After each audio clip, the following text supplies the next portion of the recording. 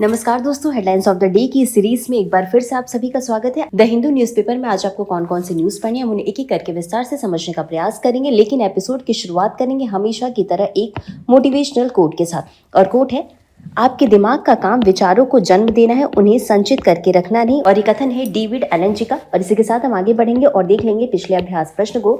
तो प्रश्न था, गाडगिल ने किस संस्थान में पारिस्थितिक विज्ञान केंद्र की स्थापना की? आपके ऑप्शन है ए जवाहरलाल नेहरू विश्वविद्यालय, बी भारतीय विज्ञान संस्थान बैंगलोर, सी भारतीय कृषि विश्वविद्यालय या डी भारतीय प्रौद्योगिकी संस्थान मुंबई।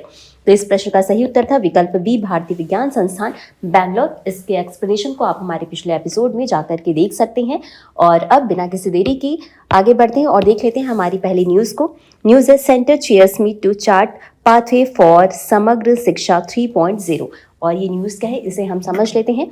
तो समग्र शिक्षा 3.0 पर जो भारत की स्कूली शिक्षा प्रणाली का अगला चरण है, इस पर हाल ही में केंद्र सरकार ने इसके लिए एक महत्वपूर्ण परामर्श बैठक आयोजित की ताकि ये तय किया जा सके कि आने वाले वर्षों में भारत की स्कूली शिक्षा कैसी होनी चाहिए। और इसी के साथ नई दिल्ली में इसे आयोजित किया गया। इस बैठक की अध्यक्षता केंद्रीय शिक्षा मंत्री धर्मेंद्र प्रधान ने की, जबकि इसकी सह अध्यक्षता जो है वो कौशल विकास मंत्री जयंत चौधरी ने की। इस बैठक में राज्य सरकारों के प्रतिनिधि, शिक्षा विशेषज्ञ और अधिकारी शामिल हुए। अब समझते हैं समग्र शिक्षा योजना है क्या। आपको बता दें कि समग्र शिक्षा एक केंद्र प्रायोजित योजना है जिसका उद्देश्य है पूर्व प्राथमिक से लेकर कक्षा 12 तक सभी बच्चों को गुणवत्तापूर्ण शिक्षा देना, शिक्षा में समानता, समावेशन और गुणवत्ता सुनिश्चित करना। और अब इसी के साथ सरकार इसका तीसरा चरण यानी कि 3.0 तैयार कर रही है। इस बैठक में मुख्य रूप से जिन विषयों पर चर्चा हुई इसकी बात कर लेते हैं। तो स्कूल प्रशासन और बुनियादी ढांचा पर चर्चा की गई, शिक्षकों के प्रशिक्षण और क्षमता निर्माण पर बातचीत की गई, साथ ही साथ छात्र अधिकारों को मजबूत करने के बारे में बातचीत की गई और प्रौद्योगिकी का सार्थक एकीकरण, साथ ही साथ विद्यालय प्रबंधन समितियों में जन भागीदारी बढ़ाने के लिए, इन सभी विषयों पर इस आयोजन में चर्चा हुई है। और इसी के साथ केंद्र सरकार ने ये सुझाव दिया है कि विद्यालय प्रबंधन समिति यानी कि SMC में जनता और अभिभावकों की भागीदारी बढ़ाई जाएगी। इससे स्कूलों की जवाबदेही और गुणवत्ता दोनों बेहतर होगी। और समग्र शिक्षा 3.0 में प्रौद्योगिकी के सार्थक उपयोग पर विशेष जोर दिया गया है। उद्देश्य इसका ये है कि डिजिटल माध्यम से ज्ञान तक पहुंच बढ़ाया जा सके, लेकिन तकनीक केवल उपकरण न बने बल्कि सीखने की गुणवत्ता बढ़ाने का भी साधन बने। और 2047 तक विकसित भारत का सपना तभी पूरा होगा जब हर बच्चे को गुणवत्तापूर्ण शिक्षा मिलेगी और भारत में 100% सकल नामांकन अनुपात हासिल किया जा सकेगा। अब समझते हैं कि समग्र शिक्षा 3.0 की विशेषताएं यानी विजन क्या है।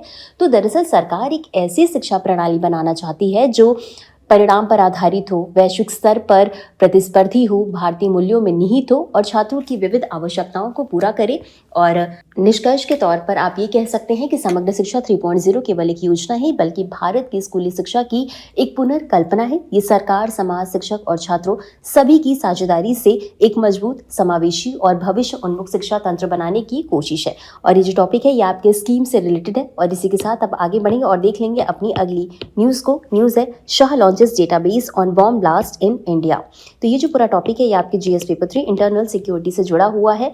तो इस खबर को हम समझ लेते हैं। तो हाल ही में केंद्रीय गृह मंत्री अमित शाह ने एक नए राष्ट्रीय डिजिटल प्लेटफॉर्म का शुभारंभ किया है जिसका नाम है राष्ट्रीय तात्कालिक विस्फोटक उपकरण डेटा प्रबंधन प्रणाली, यानी कि जिसे NIDMS भी कहा जाता है।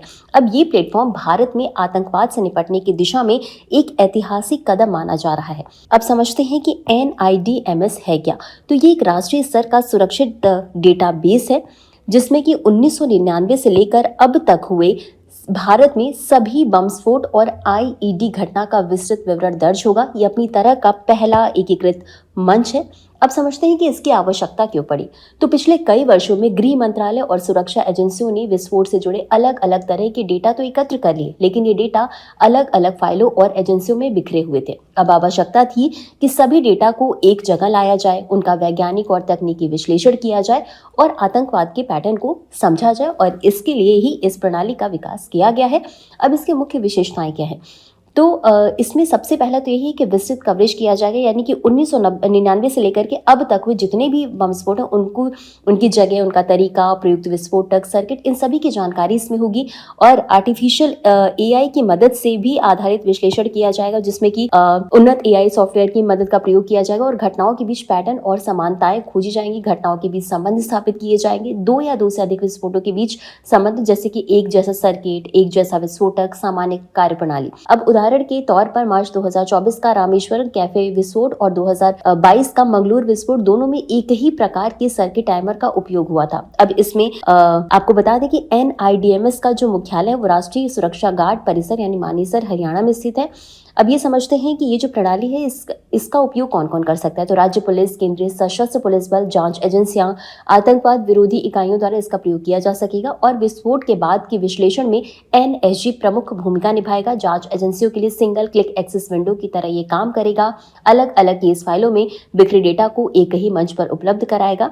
इससे होगा क्या कि जांच तेज हो सकेगी, सटीक निष्कर्ष निकलेंगे, भविष्य की घटनाओं का पूर्वानुमान संभव होगा। और इसके अलावा इसका उपयोग करके विस्फोटों के ट्रेंड्स को समझे जा सकेंगे, आतंकवादियों की कार्यशैली का विश्लेषण होगा और प्रभावी आतंकवाद विरोधी रणनीतियां बनाई जा सकेंगी। और कुल मिलाकर के आप ये कह सकते हैं कि भारत को आतंकवाद से सुरक्षित बनाने में ये एक मील का पत्थर साबित हो सकती है। तो अब इसी के साथ आगे बढ़ेंगे अपनी अगली न्यूज की तरफ। न्यूज है Prasar Bharati to air content by digital creators. तो हाल ही में प्रसार भारती ने डिजिटल युग के अनुरूप एक नई पहल की शुरुआत की, जिसका नाम है क्रिएटर्स कॉर्नर। ये पहल दर्शाती है कि भारत का पारंपरिक मीडिया अब डिजिटल क्रिएटर्स के साथ मिलकर आगे बढ़ने की दिशा में कदम बढ़ा रहा है। और क्रिएटर्स कॉर्नर एक समर्पित मंच है जहां डिजिटल क्रिएटर्स द्वारा निर्मित सामग्री को दूरदर्शन के DD न्यूज चैनल पर प्रसारित किया जाएगा। ये मंच जो है वो डिजिटल कंटेंट को सार्वजनिक प्रसारण की मुख्यधारा में औपचारिक स्थान प्रदान करता है। और इस पूरे अवसर पर सूचना और प्रसारण मंत्री ने ये कहा है कि 2026 प्रसार भारती के लिए बड़े सुधारों का वर्ष होगा। और उन्होंने ये भी स्पष्ट किया है कि सूचना एवं प्रसारण मंत्रालय का पूर्ण पुनर्गठन भी किया जाएगा। ये जो पूरा सुधार है इसका उद्देश्य क्या होगा, तो इसमें उद्योग जगत की भागीदारी देखने को मिलेगी। मीडिया क्षेत्र में निजी और रचनात्मक उद्योग का सहयोग मिलेगा। नई पीढ़ी के रचनाकारों को अवसर दिया जाएगा जो कि यूट्यूब, पॉडकास्ट, डिजिटल मीडिया से जुड़े हैं और अपनी कंटेंट क्रिएटर्स को राष्ट्रीय मंच उपलब्ध कराया जा सकेगा। इसके अलावा प्रौद्योगिकी आधारित प्रक्रियाओं भी देखने को मिलेंगी, जिसमें डिजिटल तकनीक होगी, आधुनिक प्रसारण प्रणाली होगी, डेटा और नवाचार आधारित निर्णय होंगे। इन सुधारों के माध्यम से सरकार का ये लक्ष्य होगा कि दूरदर्शन और ऑल इंडिया रेडियो को आधुनिक, प्रासंगिक और युवाओं से जुड़ा हुआ बनाया जाए। ये पूरी पहल जो ये दर्शाती है कि डिजिटल और पारंपरिक मीडिया का संयोजन हो, रचनात्मक अभिव्यक्ति को संस्थागत मान्यता प्राप्त हो, साथ ही साथ सार्वजनिक प्रसारण को लोक केंद्रित और समावेशी बनाया जा सके। तो इतना समझने के बाद अब हम आगे बढ़ेंगे अपनी अगली न्यूज की तरफ। न्यूज है Varanasi tent city inaugurated bye PM violated environment norms NGT। ये जो टॉपिक है आपके GS पेपर 3 एनवायरमेंट से संबंधित है। तो न्यूज क्या इसे समझ लेते हैं। हाल ही में राष्ट्रीय हरित न्यायाधिकरण यानी कि NGT ने वाराणसी में गंगा नदी के तल पर बनाई गई टेंट सिटी को लेकर एक महत्वपूर्ण फैसला सुनाया है। ये जो पूरा मामला है ये पर्यावरण संरक्षण, नदी पारिस्थितिकी और विकास बनाम पर्यावरण के टकराव का एक स्पष्ट उदाहरण है। अब समझते हैं कि टेंट सिटी होती क्या है। तो 2023 में उत्तर प्रदेश के वाराणसी में गंगा नदी के तल पर एक अस्थायी पर्यटन परियोजना के रूप में टेंट सिटी जो है वो स्थापित की गई थी और इसका उद्घाटन प्रधानमंत्री नरेंद्र मोदी के द्वारा 13 जनवरी 2023 को किया गया और इसका उद्देश्य था पर्यटकों और श्रद्धालुओं के लिए विशेष आवास सुविधा प्रोवाइड कराना। अब 8 जनवरी को दिए गए अपने आदेश में NGT ने ये कहा कि टेंट सिटी का निर्माण और संचालन पर्यावरण कानूनों का उल्लंघन है और ये जो पूरी परियोजना है वो गंगा नदी पुनरुद्धार, संरक्षण और प्रबंधन प्राधिकरण आदेश 2016 का पालन किए बिना चलाई गई। अब समझते हैं कि किन नियमों का उल्लंघन हुआ। तो NGT का ये कहना है कि पर्यावरण पूर्व अनुमति नहीं ली गई है, नदी तल पर निर्माण किया गया, सीवेज और अपशिष्ट प्रबंधन के मानकों का उल्लंघन किया गया, गंगा नदी के पारिस्थितिकी तंत्र को नुकसान इससे पहुंच रहा है। इसी के साथ NGT ने स्पष्ट किया है कि पर्यावरण क्षतिपूर्ति या एनवायरमेंटल कंपनसेशन लगाई गई है लेकिन अभी तक वसूल नहीं की गई है, जिसे तुरंत वसूलने का निर्देश दिया गया है। अब याचिकाकर्ता ने NGT में ये आरोप लगाया है कि टेंट सिटी से गंगा नदी का जल प्रदूषित हो रहा है, वनस्पतियों और जीवों को नुकसान हो रहा है, सीवेज सीधे नदी में छोड़ा जा रहा है और आरोप ये भी था कि टेंट सिटी जो है वो कछुआ वन्य जीव अभ्यारण्य क्षेत्र में बनाया गया है, स्थापित किया गया है, जो कि अभ्यारण्य 2020 में अवैध रूप से निरस्त किया गया था। हालांकि ये मामला भी सुप्रीम कोर्ट में लंबित है, इसलिए NGT ने इस मुद्दे पर कोई निर्णय देने से इनकार किया है। स्वच्छ गंगा राष्ट्रीय मिशन की रिपोर्ट अक्टूबर 2023 में ये कहा गया था कि टेंट सिटी परियोजना के लिए पर्यावरणीय पूर्व अनुमति का आवेदन परियोजना लागू हो जाने के बाद किया गया, यानी कि पहले निर्माण बाद में अनुमति, जो पर्यावरण कानूनों का गंभीर उल्लंघन है। अब इसी के साथ एनजीटी ने सरकारी अधिकारियों को ये निर्देश दिया है कि भविष्य में गंगा नदी या उसकी सहायक नदियों के किनारे पर्यावरणीय नियमों का उल्लंघन करते हुए किसी भी प्रकार की टेंट सिटी या समान परियोजना को अनुमति न दी जाए।